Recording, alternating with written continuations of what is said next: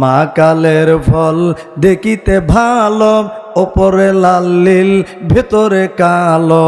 সারা জনম এমনই গেল, সারা জনম এমনই গেল, খাইতে আমি পারলাম না। যার দিলে নাই খোদার ইশক, তার সাথে ভাব রাইখো না। বলেন, যার দিলে নাই খোদার ইশক, তার সাথে ভাব রাইখো না। তার সাথে ভাব রাখিলে পরে, তার সাথে ভাব, তার সাথে ভাব রাখিলে পরে দোজক হইবে ঠিকানা। যার দিলে নাই খোদার ইশক, তার সাথে ভাব রাইখো না। জোরে জোরে কোন মারহাবা। সুজা আল কোদালে কাইটে বাঁকা করে সাইটে সাইটে, সুজা আল কোদালে কাইটে বাঁকা করে সাইটে সাইটে, পরের সম্পদ লুটতে পাইতে নিজের ভুরি করে বড়। ওই ব্যক্তি মসজিদে আইসে কয় কাতার সোজা করো, ওই ব্যক্তি মসজিদে আইসে কয় কাতার সোজা করো। কি কথা বলেন না কেন? কে রাগ করতেছেন মনে হয়? তাহলে এগুলো বলা বাদ দেই। এগুলো রাজনীতির ওয়াজ না, এগুলো এগুলো হচ্ছে কৃষক নীতি নাকি বলেন? হ্যাঁ, এখন কৃষক নীতির ওয়াজ শুনতে হবে, কথা কন ঠিক কিনা? আমার বন্ধুগণ, তাহলে আলোচনা করতেছিলাম তওবা করার অর্থ হলো ফিরে আসা। আজ সারা বিশ্বের মুসলমান বন্ধুরা আমার খেয়াল করেন, সমাজের মধ্যে টাকা পয়সার বিনিময়ে মানুষকে খুন খারাপি করার প্রচলন আছে না নাই? সুদ ঘুষ এগুলো আছে না নাই? জিনা বেবিচার আছে না নাই?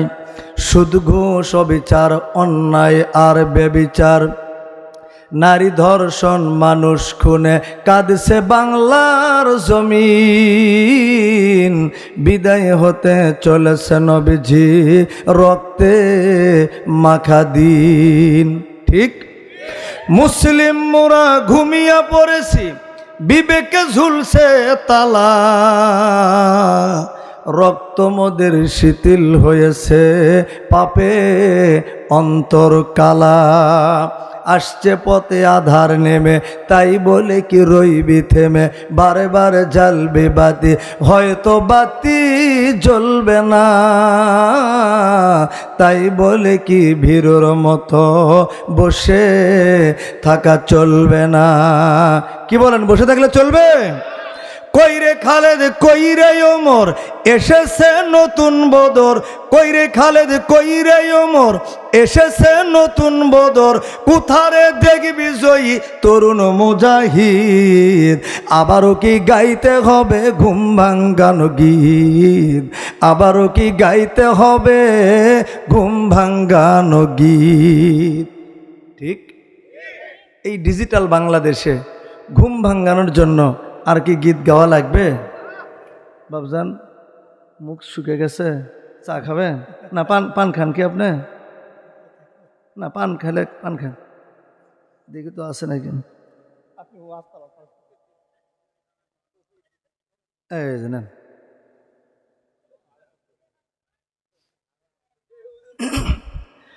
আমার বন্ধুগণ, এই যে তওবা করার অর্থ হলো ফিরে আসা। বিগত দিনে সারা বাংলার মুসলমানের নাম একটা হয়েছিল, সেটা ছিল জঙ্গিবাদ। কথা কন ঠিক না বেঠিক? মুসলমানের নাম হয়েছিল মৌলবাদ। মুসলমান চোর, মুসলমান ডাকাত, মুসলমান মদ খায়, মুসলমান সুদ খায়, মুসলমান ঘুষ খায়, মুসলমান জিনা করে, মুসলমান মিথ্যা মামলার সাক্ষী দেয়। এগুলো বাংলাদেশে হয় কি হয় না? এগুলোর থেকে ফিরে আসার নাম হলো তওবা। আমিও আপনাদের আচার আচরণ ভদ্রতা দেখে প্রথমে আমি খুশি। আমি যখন আপনাদের মাঝে আসি, দেখলাম আপনাদের সোনামুখ থেকে একখানা হাসি। একসাথে বসি, আমি দোয়া করি আল্লাহ আপনাদের হাতে গলায় লাগাই না যেন দোজকের রশি, আল্লাহ যেন সবাইকে বানাই বেহেশতবাসী। জোরে কোন আমিন। আর একটু জোরে, আর একটু জোরে। আলহামদুলিল্লাহ, আত্মাটা ভরে গেল। একটু আগেই স্লোগান দিলেন যে আল কোরআনের আলো ঘরে ঘরে জ্বালো। ঘরে ঘরে কোরআনের আলো কেমনে জ্বালাইবেন? ঘরের মধ্যে তো কোরআন তেলাওয়াত আগেকার মতো আর নাই, আছে? কারণ ঘর থেকে কোরআন বের করে মসজিদে রেখে আসে, আর কোরআনের পরিবর্তে এখন প্রত্যেকের ঘরে ঘরে ঢুকেছে টিভি। তাছাড়া ভালোবাসে না আপনার বিবি, এটা কি জান্নাতের চাবি? ফেরেশতারা পাছায় পিটে পিটে দুজকে টেনে নিবি। ফতোয়া দিয়ে গেল জাহাঙ্গীর আলম মাহবুবী, জোরে কন ঠিক কিনা? সুতরাং আমরা আর দেরি না করে আকাশ বাতাস মুখরিত করে গ্রহ নক্ষত্র তীর্ণ ছায়ামূল সুজলা সুফলা বিশ্ব শ্যামলা এক কথাই গোটা বিশ্বকে যে মহান আল্লাহ রাব্বুল আলামিন সৃষ্টি করেছেন এবং তার নবীকে গোটা বিশ্ব জগতের জন্য নেতা হিসেবে প্রেরণ করেছেন, যেই নেতার নেতৃত্ব মেনে নিতে পারলে ইহকালেও শান্তি এবং পরকালেরও ফায়দা হাসিল করা যায়, এমন একজন নেতার নেতৃত্ব মেনে নিতে পেরে আপনারা খুশি না বেজার? কি সকলেই খুশি? তাহলে অন্তর নিয়ে খুশি, মুখে নিয়ে হাসি, আওয়াজ দিয়ে বেশি উঁচু করে কাল্লা চিল্লায় বলুন সুবহানাল্লাহ। আল্লাহর নাম নিতে আপনাদের ভালো লাগে কিনা? কারণ যেই নামের জন্য করে আমাদের নবী তার বুকের তাজা রক্ত ওই তায়েফের ময়দানে ঢেলে দিয়েছিলেন, যেই নামের জন্য করে আমাদের নবী উহুদের ময়দানে তার দান মুবারক শহীদ করেছিলেন, যেই নামের জন্য করে আমাদের নবী 3.5 বছর আবু তালেবের গুহায় নির্মম নির্যাতিত হয়ে জেল খেয়েছিলেন, আমরা সেই নবীর উত্তরসূরি, আমরা সেই নবীর উম্মত, আমরা সেই কোরআনের সৈনিক। প্রয়োজন হলে আমাদের নবীর মতো করে আমাদের বুকের তাজা রক্ত ঢেলে দিতে রাজি, প্রয়োজন হলে আমাদের দান মুবারক শহীদ করতে রাজি, প্রয়োজন হলে আমরা জেলখানার নির্যাতিত হতে রাজি, তবু আল্লাহর নাম ছাড়তে রাজি নাই। কারা কারা রাজি আছেন? দুহাত তুলে আল্লাহকে দেখান। নারায়ে তাকবীর। সম্মানিত আজকের এই তৌহিদি জনতা, আপনার আমার সকলের নন্দিত নেতা, গোটা বিশ্বের শোষিত নির্যাতিত নিপীড়িত জনতার মুক্তির দিশারি জনাবে মুহাম্মদুর রাসূলুল্লাহ, সকলে বলুন সাল্লাল্লাহু আলাইহি ওয়াসাল্লাম। সম্মানিত উপস্থিতি, যেহেতু রাত অনেক মানে একবারই কনকনে শীতের রাত, প্রচুর শীত, বাহিরে খুব বাতাস হইতেছে, এই জন্য আমি চাচ্ছিলাম যে আপনাদেরকে বেশি সময় কষ্ট না দিতে। আধা ঘন্টা 40 মিনিটের মতো ধৈর্য আছে কি আপনাদের? বেশি আছে? 12টা পর্যন্ত থাকবেন তো?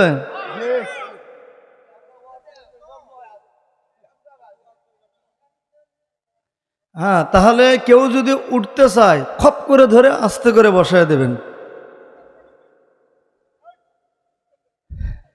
আলহামদুলিল্লাহ, আমি আজ আপনাদের সামনে আজকে আমার কোরআনে কারিম থেকে সূরা তাওবার 112 নম্বর আয়াত তেলাওয়াত করেছি। এই আয়াতের মধ্যে আল্লাহ পাক বলতেছেন, সুসংবাদ পাবে তারা, জান্নাত পাবে তারা, মুমিন হবে যারা, আর মুমিন হবে তারা 9টা গুণ অর্জন করবে যারা। তাহলে আজকে আমার আলোচনার বিষয় কয়টা গুণ? 9টা গুণের উপরে আলোচনা হবে। কি থাকবেন তো? যদি থাকেন একটা একটা করে হাতে গুনে গুনে 9টা বিষয়ের উপরে কথা বলবো ইনশাআল্লাহ। আর মা বোনদের জন্য রিজার্ভ পয়েন্টে কিছু কথা বলা অবশ্যই জরুরি দরকার, কারণ ওনারাই তো বারবার দেশের সরকার, ঠিক না বেঠিক জোরে কন? কারণ হলো দস্তার চেয়েও সস্তা, বস্তার চেয়েও ভারী, সেটা হলো আপনাদের বাংলাদেশের নারী। আমি কি তাদের জন্য কিছু না বলে পারি? কি অবশ্যই তো বলতে হবে। মা বোনদের জন্য একটা হাদিস, তাহলে ওই দিকে 9টা আর এইদিকে মা বোনদের একটা, মোটে কয়টা হলো? 10টা। 10 ঘন্টা না, 1-1 ঘন্টা বা 12টার ভেতরে ইনশাল্লাহ। এর মধ্যেও যদি দেখি যে ওঠাওটি করতেছেন, আমি আস্তে করে মোনাজাত দিয়ে দেব। তো ঈমান, যেহেতু জান্নাতের সুসংবাদ নিতে চাইলে অবশ্যই মুমিন হতে হবে, ঈমানদার হতে হবে। আর ঈমানের কত দাম, একজন ঈমানদার যদি একটা এলাকায় থাকে, ওই এলাকাবাসী কতটা ধন্য হয়, এটা বুঝাইতে গিয়ে একটা ঘটনা বলবো। যেই ঘটনাটা এই পৃথিবীর ইতিহাসে একটা ঐতিহাসিক মর্মান্তিক একটা করুণ ঘটনা ঘটেছিল। এই ঘটনাটা দিয়েই মানে শুরু করার পরেই এই ঘটনাটা বলেই আমি আমার ধারাবাহিক আলোচনায় চলে যাব ইনশাআল্লাহ। সেটা হলো আমাদের এই এশিয়া মহাদেশের মধ্যে একটি দেশ আছে, যে দেশের নাম হচ্ছে মালদ্বীপ। জোরে বলুন, কোন দ্বীপ? নাম শুনেছেন তো আপনারা? এই মালদ্বীপে আজ থেকে অনেক বছর আগে, বহু কয়েক বছর আগে বিশ্বের বিশিষ্ট পর্যটক আল্লামা ইবনে বতুতা সফর করার জন্য গিয়েছিলেন। গিয়ে দেখেন যে সেই মালদ্বীপের জমিনে অনেকগুলি মসজিদে আজান হচ্ছে নামাজের সময়। সুবহানাল্লাহ, জোরে কোন। ইবনে বতুতা জিজ্ঞাসা করে, ভাইজান, ও মালদ্বীপের মানুষেরা রে, কত দেশ আমি সফর করলাম, সব দেশের ইতিহাস আমার ডায়েরির মধ্যে লেখা আছে। এই মালদ্বীপে তো সাহাবাই কিরামের কোনো জামাত আসে নাই, তোমরা কেমন করে ইসলাম কবুল করলে? তোমাদের এই মালদ্বীপের মানুষের ইসলাম নেওয়ার ইতিহাসটা একটু আমার কাছে খুলে বলো। মালদ্বীপের মানুষ তখন বলে, হুজুর শোনেন, আপনি বিশ্বের বিশিষ্ট পর্যটক আল্লামা ইবনে বতুতা, ভালো করে শুনে রাখেন, আমাদের এই দেশের মধ্যে কোনো মানুষ লা ইলাহা ইল্লাল্লাহ মুহাম্মাদুর রাসূলুল্লাহ বলা জানতো না। তবে একজন হাবেশ সাহেবের ওসিলায় গোটা মালদ্বীপের মানুষ কালেমা পড়ে মুসলমান হয়েছে। জোরে কোন সুবহানাল্লাহ। কয়জন হাবেশ সাহেব? জিজ্ঞেস করা হলো, হাবেশ সাহেবের বাড়ি কোথায়? বলা হলো, বাড়ি এই দেশে নয়। ইবনে বতুতা তার ডায়েরির মধ্যে লিখেছেন, ওই হাবেশ সাহেব সৌদি এলাকা থেকে চীন দেশে যাওয়ার পথে রাস্তার মাঝে প্রতিকূল বাতাসের কারণে, ঝড় তুফানের কারণে নৌকাটা ভেঙে যায়। নৌকা ভাঙ্গার কারণে সমস্ত লোকজন মালমাত্তা সহকারে সমুদ্রের তলদেশে ডুবে মারা যায়। ওই হাবেশ সাহেবের নাম হাফেজ আবুল বারাকাত রহমাতুল্লাহি আলাই। নামটা মনে রাখবেন। কি নাম? আবুল বারাকাত। কি নাম? নৌকার মানুষকে কোথায় গেছে কোনো খবর নাই। ওই হাফেজ আবুল বারাকাত নৌকার ভাঙ্গা একটা তক্তার উপর চড়ে দুই হাত দিয়ে পানি টানতে টানতে মালদ্বীপের কিনারায় এসে লাগলো। একটু সুস্থ হওয়ার পর হাবেশ সাহেব চিন্তা করে, আমি তো ছোট্ট মানুষ, মুছ নাই, দাড়িও জ্বালায় নাই, একেবারে ছোট্ট মানুষ, তবে অনেক জ্ঞান বুদ্ধি আছে, কিশোর ছেলে, নওজোয়ান। হাঁটতে হাঁটতে মালদ্বীপের কোনো ধনী বাড়িতে না যাইয়া একজন গরিব মানুষের বাড়িতে গিয়ে বলতেছে, বাড়িতে কে আছেন গো? বাড়ির ভেতর থেকে এক বৃদ্ধা মহিলা বের হয়ে এসে বলতেছে, বাজান তোমার বাড়ি কই? কয়, বাড়ি যেখানেই হোক না কেন, আমি বড় বিপদগ্রস্ত, আপনার বাড়িতে আমি একটু থাকতে চাই। এবার বুড়ি ডাকতে বলে, ওগো আল্লাহর বান্দা, আমি এতই গরিব মানুষ, মেহমানকে খাইতে দেওয়ার মতো কোনো সামর্থ্য আমার কাছে নাই। ও বিদেশি মেহমান, আমার স্বামী বেঁচে নাই, উপযুক্ত কোনো পুত্র সন্তান আমার নাই, আমি কি দিয়ে তোমার মেহমানদারি করব? হাবেশ সাহেব বলে, বুড়িমা, আপনার চিন্তা করতে হবে না, আমি কি খাবো, কি করব, গায়ে যতক্ষণ পর্যন্ত বল আছে জঙ্গল থেকে খড়ি কেটে নিয়ে আসে আমি নিজেও খাবো, আপনাকেও কিছু দেওয়ার জন্য চেষ্টা করব। মা, খানা পিনার চিন্তা আপনার করতে হবে না। বুড়ির বাড়িতে হাবেশ সাহেব থাকে আর জঙ্গল থেকে খড়ি কাটিয়ে নিয়ে আসে। দেখতে দেখতে 6 মাস পার হয়ে গেল। এই বুড়ির সাথে এই সন্তানের একটা সম্পর্ক কায়েম হয়ে গেল। নিজেও খায়, বুড়িকে ওই খড়ি বিক্রি করা কিছু পয়সা দেয়। বুড়ি এবং হাবেশ সাহেবের দিন সুস্থ মতো চলে যায়। কিন্তু বুড়ির একটা মাত্র কন্যা ছিল বাবা, অত্যন্ত সুন্দরী রূপসী যুবতী কন্যা। এই কন্যা নিয়েই হলো বড় বিপদ। আমি জানতে পারলাম বহু মা বহু মায়ের জাতি এসেছেন বক্তৃতা শোনার জন্য। মাগো, আজকে অবশ্যই আপনাদের সম্পর্কে কিছু কথা বলবো। চেহারা যদি মানুষের সুন্দর হয়, গরিবের ঘরে যদি সুন্দরী নারী পয়দা হয়, গরিবের ঘরে যদি সুন্দরী মিয়া পাওয়া যায়, ওই গরিবের ঘরের সুন্দরী নারীর প্রতি অনেকেরই নজর পড়ে। জোরে কোন ঠিক না বেঠিক? মুসলমান বন্ধুরা আমার খেয়াল করেন, হাবিব সাহেব কিন্তু বিয়ে করতে চায় না সুন্দরী মিয়াটাকে। দেখতে দেখতে 6 মাস যখন পার হয়ে গেল বাবা, এই 6 মাস পর একদিন হাবিব সাহেব আসরের নামাজের টাইমে দেখে, কোন সময়? আসরের নামাজের টাইমে দেখে বুড়ির বাড়ির ভেতর কান্নাকাটির আওয়াজ। জিজ্ঞেস করে, বুড়িমা, ও বুড়িমা, আপনি কান্নাকাটি করেন কেন গোমা? এই বাড়ির থাকতে থাকতে আপনাদের সঙ্গে একটা সম্পর্ক কায়েম হয়ে গেছে। মা, আপনি বলেন দেখি তো আমি আপনার কোনো বিপদ দূর করতে পারি কিনা। জোরে কোন সুবহানাল্লাহ। মানুষ যদি বিপদে পড়ে, ওই বিপদের হাত থেকে রক্ষা করা মানুষেরই দায়িত্ব বাবা। দর্দে দিলকে লিয়ে পয়দা কিয়া इंसानों को और न तौअत के लिए कुछ कम न था करो बाया। এবার বুড়ি ডাকতে বলে, ওগো আল্লাহর বান্দা, এত বড় বিপদ যেন আল্লাহ কোনো মানুষকে না দেয়। আমার স্বামী বেঁচে নাই, উপযুক্ত কোনো পুত্র সন্তান আমার নাই, একটা মাত্র বেটি। আমার দেশের কোনো মানুষই মুসলমান বা ইসলাম ধর্মে নাই। আমরা সবাই পৌত্তলিক মানুষ, দেবতার পূজা আমরা করি। আমার দেশে বড় একটা দেবতা আছে, প্রত্যেক মাসে মাসে একটা করে কুমারী মেয়েকে চায়। নাউজুবিল্লাহ, জোরে কোন।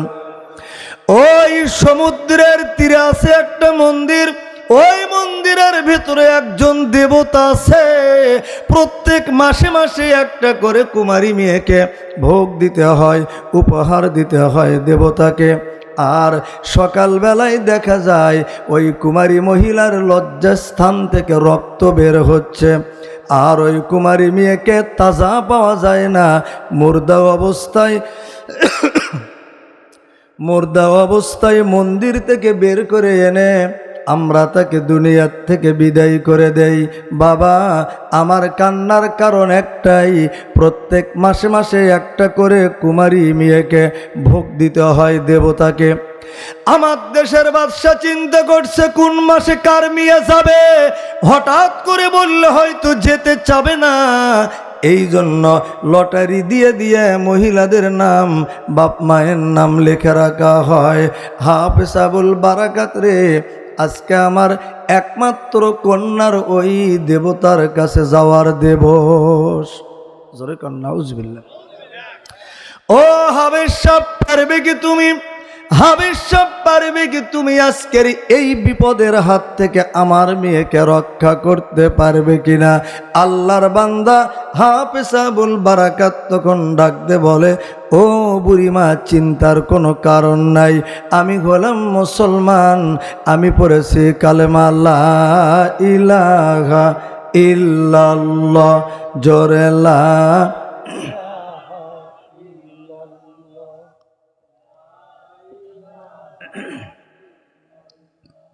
থামেন, আমি আপনাদের মেহমান, আপনারা আমার মেজবান। মেহমান হয়ে যে কথাগুলো বলবো আপনারা কি শুনবেন?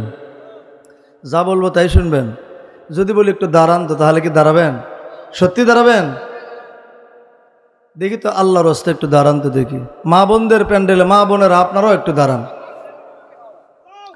হ্যাঁ, এবার 2 হাত 2 দিকে একটু ঝাঁকি দেন, কারো মুখে আবার ঘুষি টুসি দেন না, কোমরটা একটু নাড়াচাড়া দেন, বলেন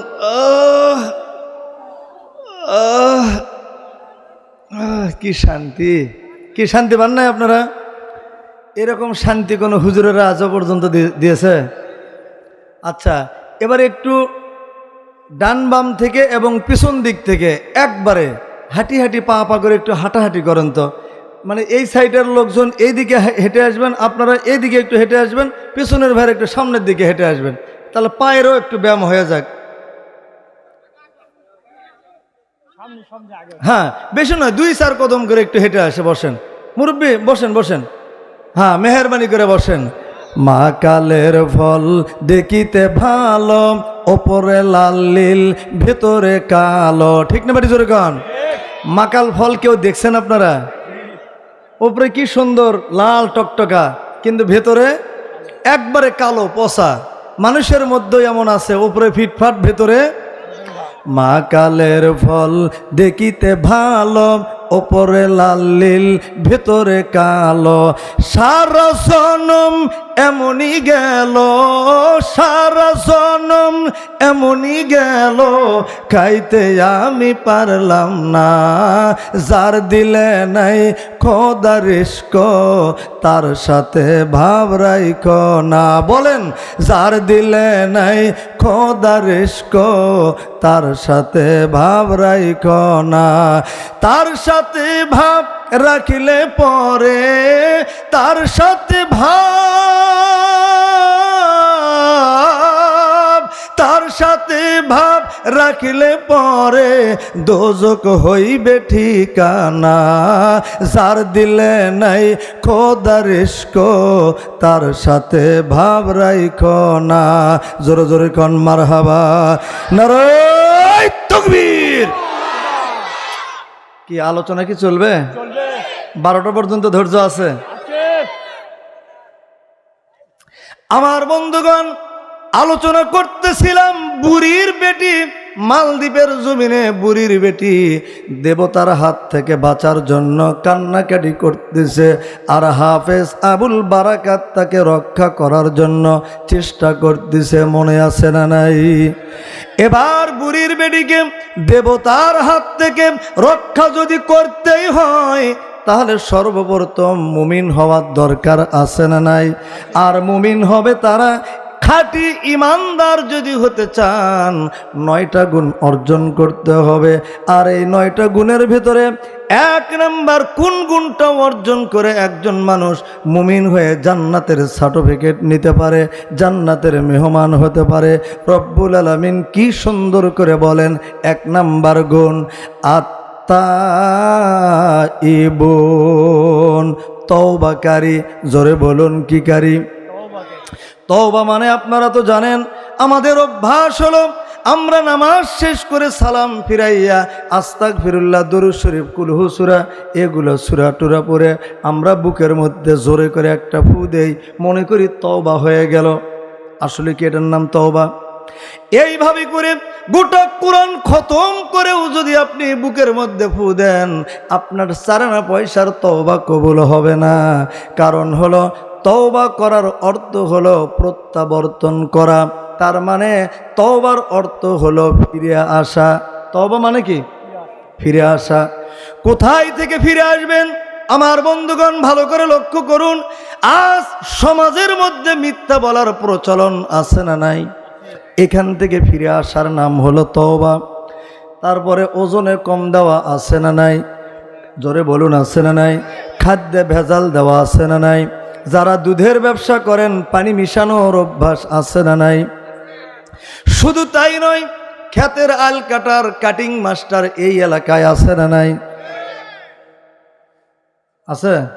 ক্ষেতের আল কাটার কাটিং মাস্টার আছে আপনাদের এলাকায়?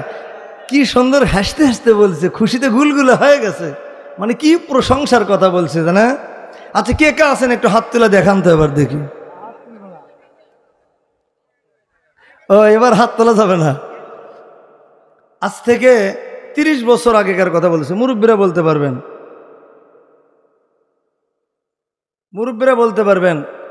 আগেকার জামানায় ক্ষেতের আলের রাস্তা ছিল এরকম, কৃষকরা ফসল কেটে ভ্যানে করে বাড়িতে আনতে পারত পায়ে। আর এখন এমন অবস্থা হয়েছে, প্রতিযোগিতা করতে করতে একবারে রাস্তা কাটতে কাটতে একদম এমন সরু পথ বানায় ফেলছে, মনে হয় পুলসিরাতের রাস্তা হয়ে গেছে। কতক্ষণ ঠিক কিনা? পায়ে হেঁটে যাওয়ার কায়দা নাই। আবার দেখবেন এই আলকাটে বেশিরভাগ দেখা যায় যারা ফজরের নামাজ পড়ে, মসজিদে নামাজ পড়ে সকাল সকাল, মানে এক চান্স হয়ে গেছে কাটা, আর যারা নামাজ পড়ে না ফজরের, তারা তো 9টার দিকে 10টার দিকে ঘুম থেকে উঠে চোখ কসলাতে কসলাতে বাইরে বের হয়, আর চেহারা দেখে মনে হয় গরু, মানে মনে হয় রাতের বেলা গরু চুরি করে আসছে। কি নাকি ভুল বললাম? একদম গরু চোরের মতো লাগে তাক দেখতে। সোজালগুলো কেটে কেটে বাঁকা বানায় ফেলছে, আর এই লোকগুলি মসজিদে গিয়ে সোজা মানে জোর গলায় কথা বলে, আসর না এরকম। সোজা আল কোদালে কাইটে বাঁকা করে সাইটে সাইটে, সোজা আল কোদালে কাইটে বাঁকা করে সাইটে সাইটে, পরের সম্পদ লুটতে পাইতে নিজের ভুরি করে বড়। ওই ব্যক্তি মসজিদে আইসে কয় কাতার সোজা করো, ওই ব্যক্তি মসজিদে আইসে কয় কাতার সোজা করো। কি কথা বলেন না কেন? কে রাগ করতেছেন মনে হয়? তাহলে এগুলো বলা বাদ দেই। এগুলো রাজনীতির ওয়াজ না, এগুলো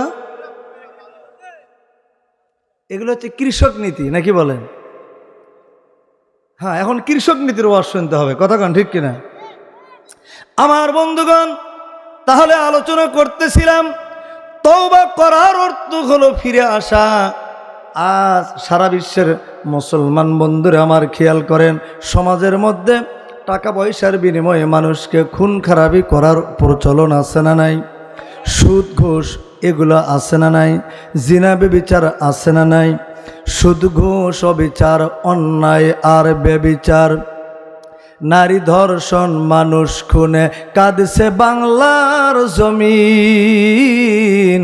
বিদায় হতে চলেছে নবীজি রক্তে মাখা দিন। ঠিক? মুসলিম মোরা ঘুমিয়া পড়েছি, বিবেকে ঝুলছে তালা, রক্ত মোদের শিথিল হয়েছে, পাপে অন্তর কালা। আসছে পথে আধার নেমে, তাই বলে কি রইবি থেমে, বারে বারে জ্বালবে বাতি, হয়তো বাতি জ্বলবে না, তাই বলে কি ভীরুর মতো বসে থাকা চলবে না। কি বলেন, বসে থাকলে চলবে?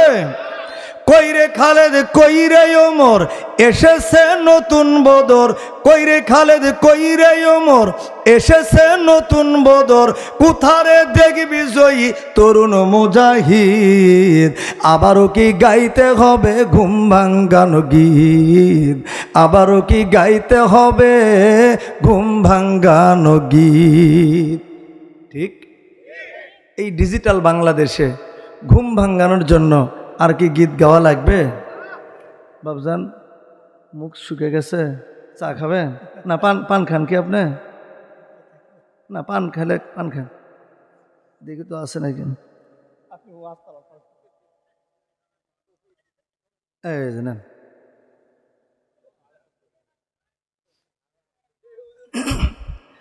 আমার বন্ধুগণ, এই যে তওবা করার অর্থ হলো ফিরে আসা। বিগত দিনে সারা বাংলার মুসলমানের নাম একটা হয়েছিল, সেটা ছিল জঙ্গিবাদ। কথা কন ঠিক না বেঠিক? মুসলমানের নাম হয়েছিল মৌলবাদ। মুসলমান চোর, মুসলমান ডাকাত, মুসলমান মদ খায়, মুসলমান সুদ খায়, মুসলমান ঘুষ খায়, মুসলমান জিনা করে, মুসলমান মিথ্যা মামলার সাক্ষী দেয়। এগুলো বাংলাদেশে হয় কি হয় না? এগুলোর থেকে ফিরে আসার নাম হলো তওবা।